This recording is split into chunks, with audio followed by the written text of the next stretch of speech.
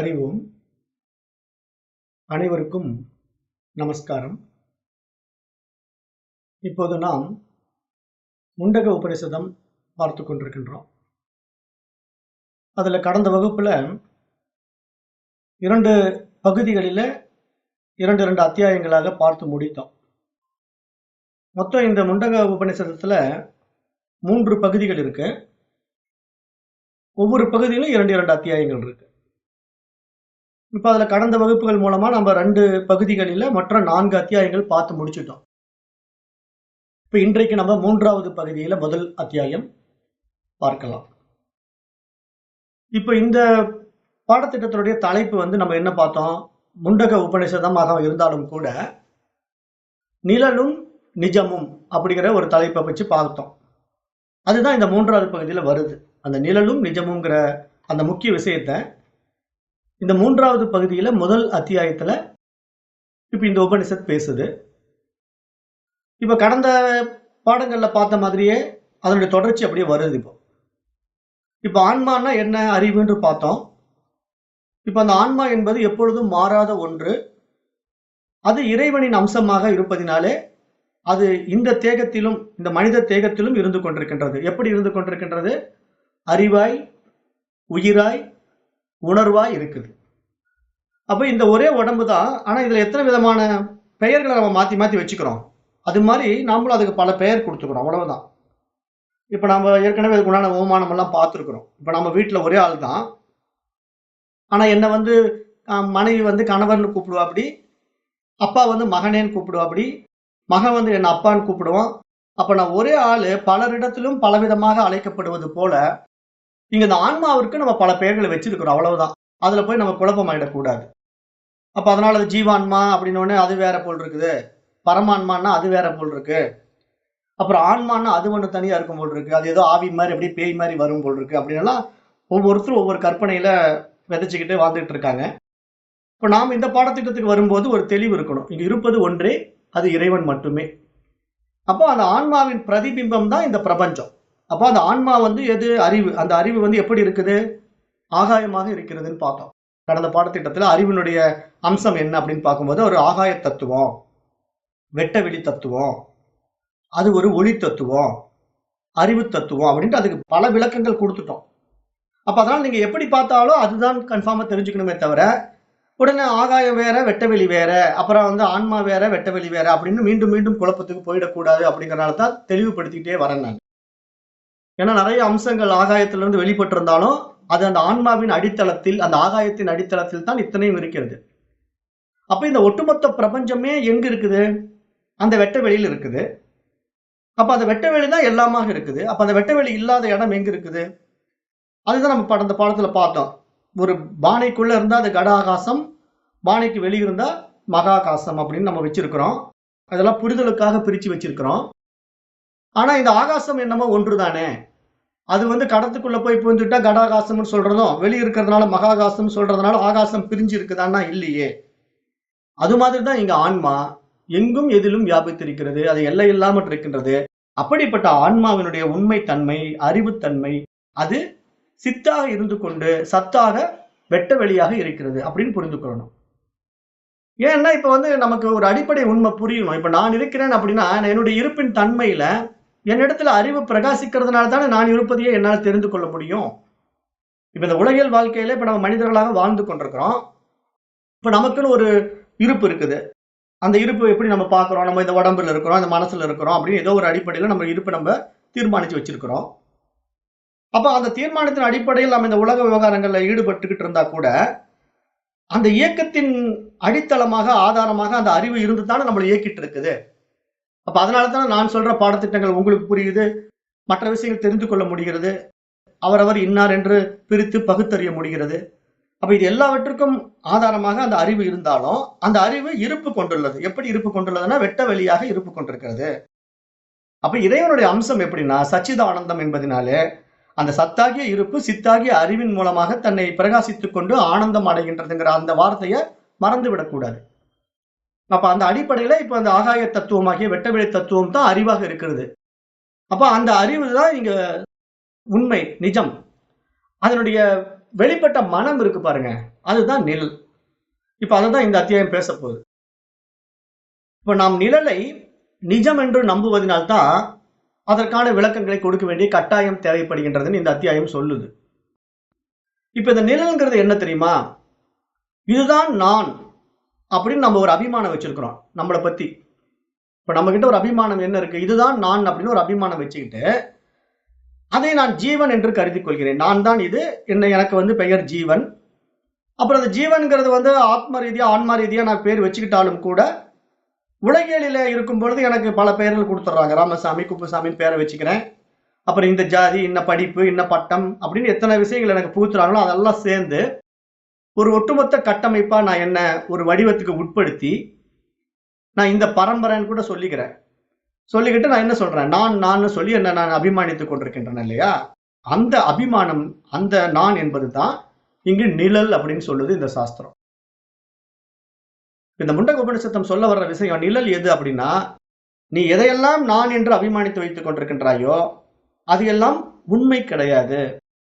இந்த உடலை நான் என்று நீ அபிமானித்தாலும் அது உண்மை கிடையாது. மனதை நான் என்று நீ அபிமானித்தாலும் அது உண்மை கிடையாது. அப்போ தத்துவங்கள் நீங்க எத்தனை எடுத்துக்கிட்டாலும் அத்தனையும் உண்மை இல்லை. இருப்பது ஒன்றே, அது ஆன்மா மட்டுமே, அது இறைவன் மட்டுமே.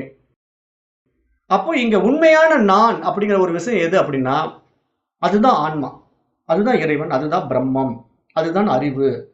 அப்ப அப்படிப்பட்ட அந்த நிஜம் சத்தியம். மற்றபடி இந்த நிழல் என்ன? மித்தியா. இருப்பது போல இருக்கின்றது, ஆனால் தோன்றி மறைகின்றது. அதுதான் மகா வாக்கிய உபதேசம். வேதத்தினுடைய மகா வாக்கிய உபதேசம் பிரம்மம் சத்தியம், ஜகத் மித்யா. அப்ப இருப்பது ஒன்று, அது இறைவன் மட்டுமே, அதுதான் சத்தியம். அதற்கு வேறாக இருக்கின்ற அத்தனை விஷயங்களும் மித்தியா. அப்ப அதை இந்த முண்டக உபனிஷத்து என்ன பண்ணுதுன்னா, இந்த கடைசி இதுல 3வது பகுதியில முதல் அத்தியாயத்துல 2 பறவைகளின் மூலமாக ஓமானத்தை கொடுத்து விளக்க வருது. அதை தான் நம்ம இந்த முதல் பாடல்ல பார்க்க போறோம். முதல் மந்திரத்துல அது என்னன்னு பார்ப்போம். துவா சுபர்ணா சயுஜா சகாயா சமானம் ருஷம் பரிசஸ்வஜாதே தயோரண்யக பிப்பலம் சவாத்வத்தி அனஜ்னன் அன்யோ அபிசாக சீதி. இங்க என்ன சொல்லுதுன்னா, இணை பிரியாத 2 பறவைகள் இருக்கின்றன, ஒன்று போலவே இருக்கின்றன. 2 பறவைகளும் இணை பிரியாமல் ஒன்று போலவே இருக்கின்றன. அந்த 2ம் ஒரே மரத்திலேயே அமர்ந்திருக்கின்றன. அவற்றுள் ஒன்று பழத்தை ருசித்து ரசித்து தின்கின்றது, மற்றொன்று எந்த பழங்களையும் தின்னாமல் அனைத்தையும் சாட்சியாக வேடிக்கை பார்த்து கொண்டிருக்கின்றது. இதுதான் இந்த மந்திரத்தினுடைய பொருள். இந்த மந்திரம் என்ன சொல்லுது அப்படின்னா, ஒரு மரத்துல 2 பறவைங்க இருக்கு. அந்த 2 பறவைகளும் ஒரே மாதிரி இருக்கு பார்க்கிறதுக்கு. ஆனா அதுல ஒரு பறவை என்ன பண்ணுதுன்னா, அந்த மரத்துல இருக்கிற பழங்களை எல்லாம் விரும்பி சாப்பிட்டு ரசிச்சு ருசிச்சு அதுல என்ஜாய் பண்ணிட்டு இருக்கு அந்த மரத்தோட. இன்னொரு பறவை என்ன பண்ணுதுன்னா, அந்த பழத்தை எதையும் சாப்பிடாம எல்லாவற்றையும் சும்மா வேடிக்கை பார்த்து கொண்டிருக்கிறது. அவ்வளவுதான். இந்த மாதிரி ஒரு விஷயத்தை இந்த முதல் மந்திரம் சொல்லுது. 2வது என்ன சொல்லுது? 2வது மந்திரம் சமானே விருட்சே புருஷோ நிமக்னோ அனிசயா சோச்சதி புக்கியமானஹா ஜூஷ்டம் யதா பச்யத்யன்யம் ஈசமஸ்ய மகிமானமிதி வீத சோகா. இந்த 2வது மந்திரத்தினுடைய பொருள் என்ன அப்படின்னா, அந்த முதல் மந்திரத்துல சொன்னிச்சு இல்லையா, 2 பறவைகள். 2 பறவைகளும் ஒரே மரத்தில் அமர்ந்திருக்கின்றன. அவற்றில் ஒரு பறவை மரத்தில் இருக்கின்ற பழங்களை ரசித்து ருசித்து சாப்பிட்டுக் கொண்டிருந்தது. இன்னொரு பறவை எதையும் செய்யாமல் சாட்சியாக வேடிக்கை பார்த்து கொண்டிருந்தது. அப்ப அது மாதிரி இந்த மந்திரத்தில் என்ன சொல்லுதுன்னா, ஜீவனும் ஆன்மாவும் ஒரே உடம்பினுள் உள்ளனர். ஜீவன் அதாவது மனிதன் அறியாமையில் மூழ்கி மோகவசப்பட்டு வருந்துகின்றான். வழிபாட்டிற்குரிய தன் ஆன்மாவையும் அதன் மகிமையையும் அவன் எப்போது பார்க்கிறானோ அப்போது மட்டுமே கவலையில் இருந்து விடுபடுகின்றான் அப்படின்னு இந்த மந்திரம் சொல்லுது. அப்ப இந்த மந்திரம் சொல்ல வர்ற அந்த கருத்து முந்தைய மந்திரத்தோட ஒப்பிட்டு பார்க்கும்போது 2 பறவைகளை பத்தி பேசுது இல்லையா? அப்ப அந்த 2 பறவைகள் எதை குறிப்பிடுதுன்னா, அதாவது மனதையும் அறிவையும் குறிப்பிடுகின்றது. ஜீவான்மா பரமான்மா நம்ம புரிஞ்சு வச்சிருக்கிறோம் இல்லையா? துவைதத்துல இருமைகளை நம்ம என்ன நினைச்சுக்கிட்டு இருக்கிறோம்? நம்மளை வந்து ஜீவன் சொல்றோம், இறைவனை வந்து ஆன்மான்னு சொல்றோம். அப்படித்தான் நம்ம புரிஞ்சு வச்சிருக்கிறோம். ஆனா இது வந்து இரண்டும் ஒன்றுதாங்கிறத இந்த உபனிஷத் நமக்கு நிரூபிக்க போகுது. ஆனா ஆரம்பத்துல அது ஏன் நமக்கு அப்படி சொல்லுது அப்படின்னா, புரிய வைக்கிறதுக்காக. இப்ப நீ வேறு, இறைவன் வேறு என்று நீ நினைத்துக் கொண்டிருக்கின்றாய் அல்லவா? அது மாதிரி 2 பறவைகளும் 2 விதமா மரத்துல உட்கார்ந்துட்டு இருக்கு. அது மாதிரி எந்த இடத்துல உட்கார்ந்துட்டு இருக்கு? ஒரே மரத்துல 2 பறவையும் உட்கார்ந்துட்டு இருக்கு. அது மாதிரி ஒரே உடம்புக்குள்ள 2 பேரும் இருக்கிறாங்க அப்படின்னு சொல்லுது. ஜீவாத்மா, பரமாத்மாங்கிற விஷயம் இந்த ஒரே உடம்பு தான். அப்ப இந்த ஒரே உடம்புக்குள்ள நம்ம எப்படி புரிஞ்சுக்கணும்? அந்த இறைவன் அறிவாக இருக்கின்றான், மனமாகவும் இருக்கின்றான். ஒரே விஷயம் தான் இங்க. இந்த மைண்டும், அறிவும், கான்சியஸ்னஸும் மைண்டாவும் இங்க இருக்கு. அப்ப அந்த அடிப்படையில இப்ப நிழல் எது அப்படின்னா, இங்க ஜீவன். அப்ப ஜீவன்கிற அடிப்படையில நம்ம பார்க்கும்போது, உடம்பு, மனம், பிராணன், ஆன்மா என்ற பலவற்றின் தொகுதி தான் இந்த மனிதன். அப்ப இங்க இரு பறவைகளுடைய ஓமானத்தை பொருத்தி பார்க்கலாம் அப்படின்னு பார்க்கும்போது, இப்ப இந்த மரம் தான் உடம்பு. இப்ப அந்த போன மந்திரத்தோட கம்பேர் பண்ணும்போது, ஒரு மரம் இருக்குது இல்லையா? அந்த மரம் தான் நம்முடைய உடல். அந்த பழத்தை தின்னுகின்ற பறவை இருக்குது பாருங்க. அதுதான் ஜீவன். அதுதான் உண்மையிலேயே நிழல். ஆனால் பழத்தை தின்னாத ஒரு பறவை இருக்கு பாருங்க. அதுதான் ஆன்மா. அதுதான் நிஜம். அப்ப இங்க ஒரே மரத்தில் 2 பறவைகள் இருப்பது போல, ஒரே உடலினுள்ளே ஜீவனும், ஆன்மாவும் இருக்கின்றன அப்படின்னு இந்த மந்திரம் சொல்லுது. அப்ப ஜீவனும், ஆன்மாவும் அப்படி சொல்லும்போது, இப்ப நாம நம்முடைய புரிதலுக்கு எப்படி புரிஞ்சுக்கணும் அப்படின்னா, அறிவும், மனமும் இருக்கின்றதுன்னு புரிந்து கொள்ளணும். அப்பதான் நமக்கு லகுவா இந்த பாடத்திட்டம் உள்ள போகும். இப்ப நம்ம ஜீவனும், ஆன்மாவும் அப்படின்னா, திருப்பி நம்ம டுயாலிட்டிக்குள்ள போயிடுவோம். ஜீவான்மான்னு நான் தனியா இங்க ஒரு ஆன்மா இருந்துட்டு இருக்குது. பரமான்மான்னு ஒண்ணு தனியா இருக்குது அப்படின்னு கன்ஃபியூஷன்லாம் வந்துடும். ஆனா அப்படிப்பட்ட பரமான்மா, ஜீவான்மாங்கிறது எப்படி பிரிஞ்சு இருக்குதுங்கிறத தான் இந்த மந்திரம் சுட்டி காட்டும்போது உங்களுக்கு அது புரிய வர்றதுனால, இங்க மனமும், அறிவும் ஒரே உடலிற்குள் இருக்கின்றன. அதுதான் 2 பறவைகள் ஒரே மரத்தில் இருக்கின்றன. இப்ப பொதுவாக நாம் நம் ஜீவனுடன், அதாவது மனத்துடனும், உடம்புடனுமே ஒன்றுபட்டு காணப்படுகின்றோம். அப்படித்தான் பழகி இருக்கிறோம். இந்த மனமும், உடலும் நான் என்று அபிமானித்துக் கொண்டு நாம் அப்படித்தான் வாழ்ந்து கொண்டிருக்கின்றோம். ஆனால் இங்கு நாம் நான் என்று அபிமானித்துக் கொண்டிருக்கின்ற இந்த உடலாகட்டும் அல்லது மனமாகட்டும், அந்த 2மே உண்மையிலே எதுன்னா நிழல் தான். உண்மை கிடையாது. நிஜம் கிடையாது. அந்த 2ம் இருக்கணும் அப்படின்னா, அதற்கு அதிஷ்டானமாக ஆன்மா இருக்கணும். அறிவு இருக்கணும். அப்பதான் இது 2மே இருக்கும். இல்லைன்னா இது 2மே ஜடம் தான். வேலை செய்யாது. அப்ப அந்த மாதிரி பார்க்கும்போது, இந்த மனதிற்கும், உடலுக்கும் வரும் அனுபவங்களுடன் நம்மை நாம் ஒன்றுபடுத்திக் கொள்ளும்போது, இன்ப துன்பங்களுக்கு உள்ளாகின்றோம். அதன் வாயிலாகத்தான் நாம் பிறவி சக்கரத்திலே சுழல்கிறோம் அப்படின்னு சொல்லுது. ஆனால் உண்மையில் எது இருக்கிறது? இந்த உடலோ, மனமோ இருக்குதான்னா இல்ல. ஏன்னா இது ஒரு காலத்துல இல்லாம போயிடுது. நாமளும் அனுபவத்துல பார்க்கிறோம். ஏன்னா அதனால தான் இதை மித்தியான்னு சொல்றோம். மித்தியான்னா வந்து போகின்றவைகள், தோன்றி மறையக்கூடியவைகள், நிலையற்றவை, நிரந்தரமானவை கிடையாது. அப்ப எவ்வளவு பெரிய ஆளா இருந்தாலும், எவ்வளவு பெரிய ஞானி, யோகியா இருந்தாலும் அந்த உடம்புக்குள்ள வந்தா ஒரு நாள் அந்த உடம்பை விட்டுட்டு தான் போயாகணும். அப்ப அதே மாதிரி அவனுடைய கற்பனா விஷயங்கள், மனம் எவ்வளவு விஷயங்கள் அவன் சேகரித்து வைத்துக் கொண்டிருந்தாலும், எவ்வளவு படிப்பு படிச்சு வச்சிருந்தாலும், அவன் இந்த உலகில் வாழ்க்கையில மிகப்பெரிய பட்டதாரி ஆகி PhD வாங்கியிருந்தாலும், டாக்டரேட் பட்டம் வாங்கியிருந்தாலும், மரணத்துக்கு பின்னாடி அந்த மனசு வேலை செய்யாது இல்லையா? அப்ப அது வேஸ்ட் தானே அந்த படிப்பெல்லாம். அப்ப அதனால எவ்வளவு படிச்சிருந்தாலும், இங்க இந்த உடம்பு இருக்கிற வரைக்கும் தான் இந்த மனசும் செயல்படும். மனசும் உடம்பு ஒன்றாக செயல்பட்டு கொண்டிருக்கின்ற வரைக்கும் தான் இந்த உலக விவகாரங்கள் நமக்கு இருக்கும். அப்ப எப்பொழுது இந்த மனமும் உடலும் இல்லாமல் போகின்றதோ, அப்பொழுது இந்த உலக விவகாரங்களும் இல்லாம போயிடும். அப்ப இந்த உலக விவகாரங்களும், இந்த மனமும், உடலும் வந்து போகின்றவைகளாக இருக்கிறதுனால, இதெல்லாம் யாருக்கு வந்து போகின்றவைகள்? எப்படி வந்து போகின்றது? இதெல்லாம் நம்ம விசாரிக்கணுமா இல்லையா?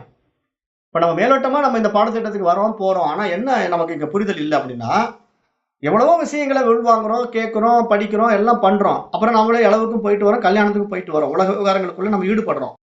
அப்ப ஒரு வீட்ல இறந்து போயிட்டாங்கன்னா, போய் பார்த்த உடனே அவர் இறந்துட்டாரு அப்படின்னா, அவர் எங்க போனாருங்க?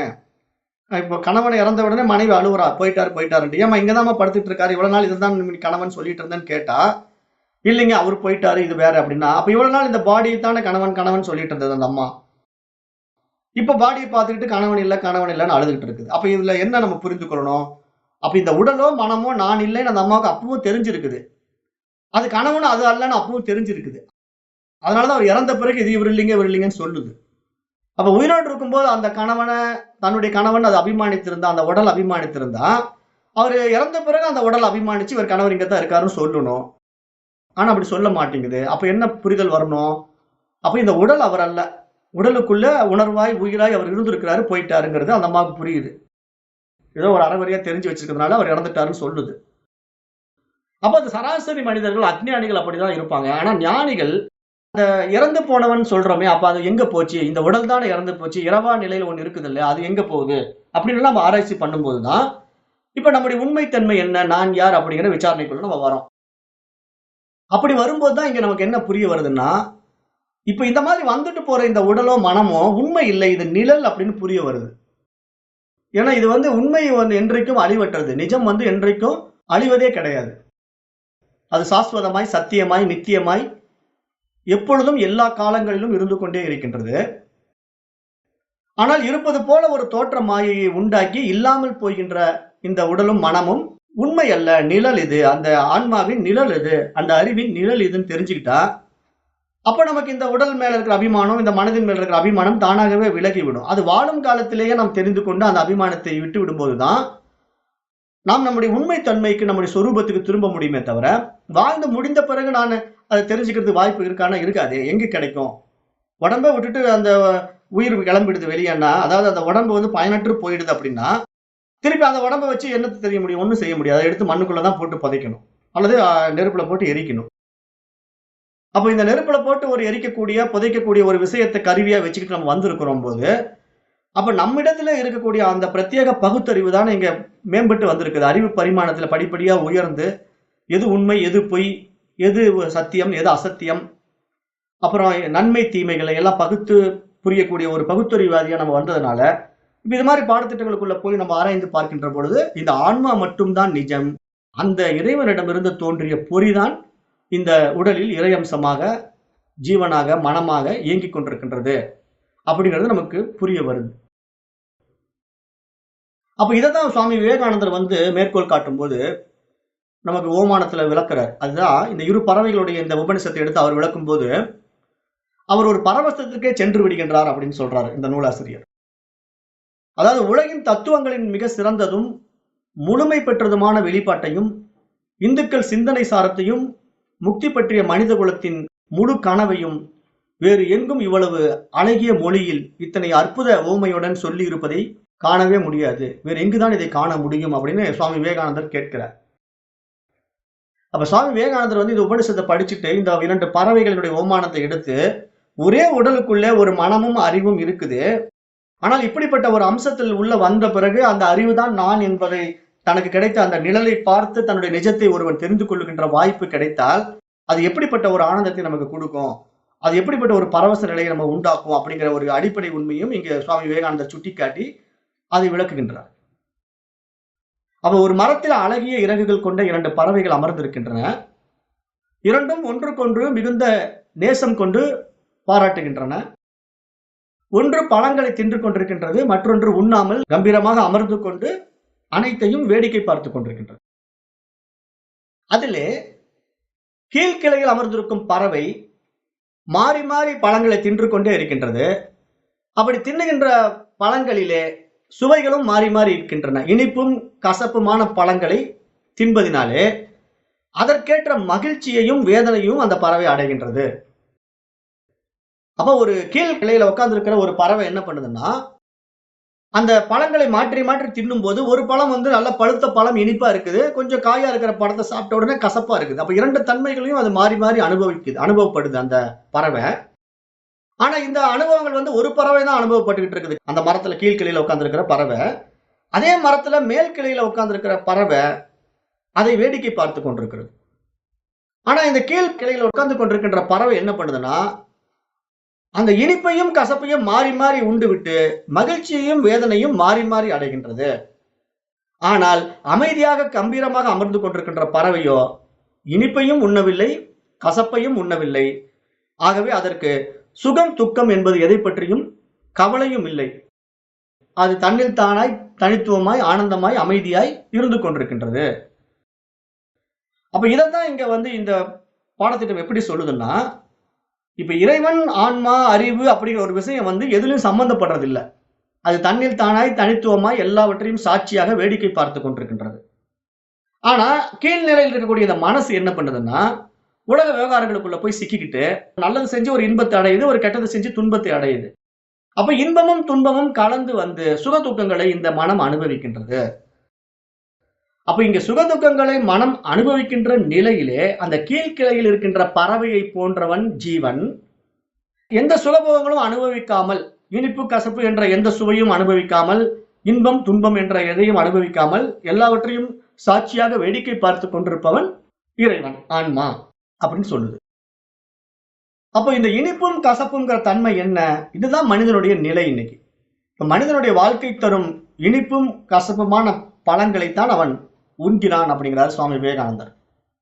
சுவாமி விவேகானந்தர் இந்த பாடத்திட்டத்துக்கு விளக்க உரை எழுதி சுட்டி காட்டும்போது என்ன சொல்றாருன்னா, இப்ப மனிதனுடைய நிலை இப்படித்தான் இருக்குது. அந்த பறவை எப்படி ஒரு இனிப்பான பழத்தை சாப்பிட்டுட்டு இன்பம் அடையுதோ, ஒரு கசப்பான பழத்தை சாப்பிட்டு துன்பம் அடையுதோ, அது மாதிரி இங்க மனிதனும் உலக விவகாரங்களிலே ஈடுபட்டு கொண்டு சில நேரங்களில் இன்பத்தை அடைகின்றான், சில நேரங்களில் துன்பத்தை அடைகின்றான். அப்படிப்பட்டவன் இந்த பொருளாதார தேவைக்காக பணத்தை நாடி, புல இன்பங்களை தேடி, வாழ்க்கையின் நிலையற்ற இன்பங்களை தேடி ஓடி ஓடி பைத்தியக்காரத்தனமான, வெறித்தனமான இடையீடின்றி ஓடிக்கொண்டே இருக்கின்றான். இந்த ஓட்டம் என்றும் முடிவடைவதே இல்லை. அவனுடைய வாழ்நாளில் என்றும் முடிவடைவதே இல்லை என்கிறார் சுவாமி விவேகானந்தர். அத்தகைய ஓட்டம் சில இடங்களில் புலன்களை கட்டுக்கடங்காத வெறி பிடித்த குதிரைகளுக்கும், அதை கட்டுப்பாட்டில் வைத்திருக்கும் புத்தியை தேர்ப்பாகனுக்கும் ஒப்பிட்டுத்தான் இந்த உபநிடதங்கள் விளக்குகின்றன என்பதையும் இங்கு சுட்டிக்காட்டுகின்றார். அப்ப வேறு சில உபநிடதங்கள் இதை பற்றி எடுத்து விளக்கம் கொடுக்கும்போது, மனிதனிடத்தில் இருக்கக்கூடிய அந்த அறிவு பரிமாணத்துல ஒரு தேரோட ஒப்பிட்டு விளக்கம் கொடுத்திருக்குது. அப்ப ஒரு தேர்ப்பாகன் புத்தியாக இருந்து அவன் கடிவாளங்கள்ல வைத்துக் கொண்டு அந்த கடிவாளங்கள் மூலமாக 5 குதிரைகளை இயக்குறான்னா, அந்த 5 குதிரைகளும் 5 புலன்களாக இருந்து ஒவ்வொரு புலனும் ஒவ்வொரு பக்கம் இழுக்குது. இந்த கண்ணு ஒரு பக்கம் ஒரு விஷயத்தை பார்த்து அதுல நாட்டம் கொள்ளுது, காது ஒரு பக்கம் ஒரு விஷயத்தை கேட்டு அதுல நாட்டம் கொள்ளுது. அப்ப மனிதனிடத்தில் இருக்கிற இந்த புலன் இன்பங்கள் எப்படின்னா, ஒவ்வொரு விஷய சுகங்களிலும் போய் சிக்கிக்கிட்டு ஒவ்வொரு பக்கம் அவனை இழுத்து அலக்களிக்கிறதுனால அவன் என்ன பண்றான், இங்கும் அங்கும் அலைப்பாய்ந்து கொண்டிருக்கின்றான். அவனுடைய அலைப்பாய்தல் எப்படி இருக்குன்னா, மன ஓட்டம் அதிகமாகி எல்லாவற்றையும் பிடித்து கொண்டு ஓடிக்கொண்டிருக்கின்றான். அந்த ஓட்டத்தை கட்டுப்படுத்தக்கூடிய அந்த தேர்ப்பாகனாகிய புத்தி சக்தியை அவன் கையால மறந்து விட்டான். தன்னிடத்திலேயே அந்த புத்தி சக்தி இருக்கிறது. இதையெல்லாம் கட்டுப்படுத்தக்கூடிய அந்த ஆற்றல் மனதின் உயர் பரிமாணமாகிய புத்தியாக இருந்து கொண்டு, அந்த தேரின் லகானை கட்டுப்படுத்தக்கூடிய தேர்ப்பாகனும் அதே தேரில் தான் அமர்ந்திருக்கின்றான். அப்ப அது மாதிரி இந்த உடலிலே தான் இந்த புத்தியும் இருக்கின்றது. இந்த உடலிலே தான் 5 புலன்களும் இருக்கின்றன, அலைப்பாய்கின்ற மனமும் இருக்கின்றன, அவைகளை கட்டுப்படுத்தக்கூடிய புத்தியும் இருக்கின்றது. ஆனால் நாம் எதில் சிக்கிக் கொண்டிருக்கின்றோம் என்றால், நம்மிடத்தில் இருக்கக்கூடிய புத்தியை வைத்துக் கொண்டு நாம் உலக விவகாரங்களை பகுத்தறிந்து நல்லது கெட்டதை புரிந்து கொண்டு வாழாமல், மனம் போன போக்கிலே நாம் வாழ்ந்து கொண்டிருப்பதனாலே, புலன் இன்பங்களுக்கு அடிமையாகி விட்டதினாலே பலவேறு இன்பத் துன்பங்களை நாம் அனுபவமாக்கி அதில் அல்லல்பட்டுக் கொண்டிருக்கின்றோம்ங்கிறது இங்க சுவாமி விவேகானந்தர் சுட்டி காட்டுகின்றார். அப்ப குழந்தைகள் ஒளிமயமான இன்பக் கனவுகளில் மிதப்பதும், பின்பு அவைகள் அனைத்தும் வீண் என காண்பதும், அவ்வாறே வயதானவர்கள் தங்கள் கடந்த கால செயல்களை அசை போடுவதும், அப்புறம் இந்த மாய வலையிலிருந்து வெளியேறி செல்ல முடியாமல் திண்டாடுவதும், இவ்வாறு நிலையற்ற இன்பங்களை நாடி ஓடுகின்ற மனிதனின் வாழ்க்கை இப்படித்தான் இருந்து கொண்டிருக்கின்றது. இதுதான் இன்றைய உலகம் என்று மீண்டும் சுவாமி விவேகானந்தர் தன்னுடைய விளக்க உரையில சுட்டிக்காட்டுகின்றார். இருப்பினும் ஒவ்வொருவரின் வாழ்க்கையிலும் பொன்னான கணங்கள் வரவே செய்கின்றன. ஆழ்ந்த கவலைகளின் நடுவிலே என்று கூட சொல்ல முடியாது. சில நேரங்களிலே பெருத்த மகிழ்ச்சியின் நடுவிலே சில இன்பங்கள் வருகின்றன. அப்ப சூரிய ஒளியை மறைத்துக் கொண்டிருக்கின்ற மேகத்திரள் விலகுவது போல அப்போது அவருக்கு தோன்றுகின்றது. அப்ப அது மாதிரிதான் மனிதன் என்ன பண்றான், ஏதோ சில நேரங்களில் இன்பத்தை அடைகின்றான். அந்த இன்பம் எப்படி இருக்குதுன்னா, அந்த சூரியனை மறைத்துக் கொண்டிருக்கின்ற மேகம் விலகிவிட்டா திடீர்னு வெளிச்சம் நம்ம பூமியை நோக்கி அந்த வெளிச்சம் வருவது போல நம்மை நோக்கி சில இன்பங்கள் வரத்தான் செய்கின்றன. ஆனால் அது நிலையாக இல்லை. திடீரென்று திருப்பி வந்துட்டு காணாம போயிடுது. அப்ப அது மாதிரி இந்த இன்பமும் நமக்கு நிலையான இன்பமாக இல்லாமல் வந்து போய் கொண்டிருக்கின்ற இன்பமாக இருக்கின்றது. அது போலவே துன்பமும் அப்படித்தான். நாம் செய்யக்கூடிய செயல்களின் மூலமாக சில துன்பங்கள் வருகின்றன. ஆனால் அந்த துன்பமும் நிலையாக இல்லை. அதுவும் அப்போதைக்கு இருக்கிறது, மீண்டும் கடந்து போகின்றது. அப்ப ஒவ்வொரு நிலைப்பாடும், அது இன்பமாக இருக்கட்டும், துன்பமாக இருக்கட்டும், அதுவும் கடந்துதான் போகின்றது. அது அதே நிலையில் இருந்து கொண்டிருப்பதில்லை. அப்ப வருவது போவதுமாக அவைகள் இருக்கின்றன. அப்ப அதற்கெல்லாம் என்ன காரணம்னா, அதனுடைய இயல்பு அப்படித்தான். நம்ம அந்த இனிப்பு, கசப்பு என்ற சுவைகளை விரும்புகின்ற பொழுது, அதற்கேற்ற அனுபவத்தை நாம் அடைவது போல, இங்கு இன்பமும், துன்பமும் நமக்கு அனுபவம் ஆகின்றதுங்கிறத நம்ம இங்க புரிந்து கொள்ள வேண்டும் என்பதற்காக, இங்கு சுட்டிக்காட்டி, அதில் நம் எப்பொழுது எது நல்லது, எது கெட்டது என்று பகுத்தறிந்து நம்முடைய புத்தி சக்தியின் மூலமாக நாம் ஒவ்வொன்றையும் அணுகுகின்ற பொழுது, நமக்கு எது நல்லது, எது கெட்டது என்று புரிந்து கொண்டு நாம் காரியமாற்றும் பொழுது, நமக்கு பெரும்பாலும் துன்பங்கள் வருவதை தவிர்க்கலாம் என்று சாஸ்திரம் சுட்டிக்காட்டுகின்றது. அப்ப அதற்குத்தான் நமக்கு பிரத்யேக பகுத்தறிவாகிய புத்தி சக்தி கொடுக்கப்பட்டிருக்கின்றது. அப்ப நம்ம இது மாதிரி பாடத்திட்டங்களை படிக்கும் பொழுது நம்ம புத்தியை கூர்மையாக்கி கொள்ள வேண்டும். புத்தியை ரொம்ப ஷார்ப்பா வச்சுக்கிட்டு, எதுல நம்ம ஈடுபடலாம், எதுல ஈடுபடக்கூடாது, எதுல போனா எனக்கு அல்லல்கள் அதிகமாகிறது, இது நமக்கு தேவையில்லை, இதுல போனா சிக்கல்கள் தான் வரும், இந்த சிற்றின்ப விஷயங்கள்ல போய் நான் சிக்கிக்கிட்டு மீண்டும் சின்ன பின்னமாக நான் விரும்பல, எனக்கு அந்த பிறவா பெருநிலையாகிய பேரின்பம் தான் நிலையானது, சாஸ்வதமானது, சத்தியமானது, அப்ப அதை அடையக்கூடிய பாதையை நான் அணுக வேண்டும் என்று தீர்மானிக்க வேண்டும். ஒவ்வொருவரும் அப்படி தீர்மானிக்கும் போது அந்த நிலையை நாம் அடைகின்ற பொழுது நம்முடைய எல்லா விஷயங்களும் மேம்படுகின்றதுன்னு சாஸ்திரம் கடந்த பாடல்களிலே சுட்டி காட்டுச்சு. யார் ஒருவன் தன்னை அந்த அறிவாக அறிந்து கொள்கின்றானோ அவங்களுக்கு அத்தனை சந்தேகங்களும் நீங்குகின்றன, அவனுடைய அத்தனை துயரங்களும் நீங்குகின்றன, அவனுடைய பாவங்களும் நீங்குகின்றன என்றெல்லாம் அந்த மந்திரம் சொல்லிச்சு இல்லையா?